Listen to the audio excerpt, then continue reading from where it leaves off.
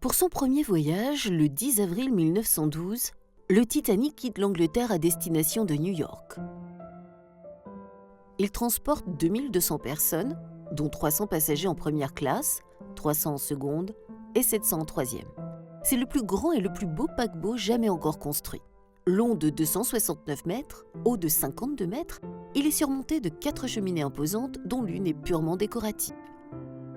Le luxe intérieur est à l'avenant, du moins pour les premières classes. Piscine et bains turcs, gymnase, électricité et chauffage dans toutes les chambres, escalier art nouveau, dômes lumineux.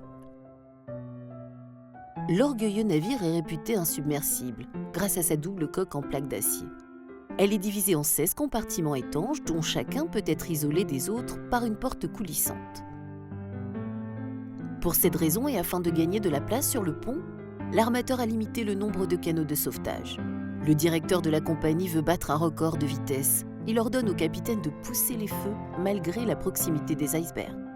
Dans la nuit du 14 au 15 avril, au large de Terre-Neuve, le paquebot ne peut éviter l'une de ces montagnes de glace.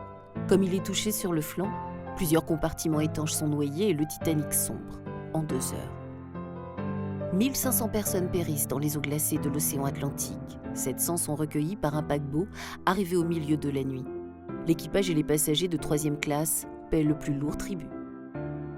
Le capitaine meurt à la barre. Le directeur de la compagnie va quant à lui survivre longtemps au naufrage. Après la catastrophe, on ne va plus parler de la technique dans les mêmes termes qu'auparavant. La Grande Guerre, 2 ans plus tard, va rabaisser l'orgueil des élites européennes.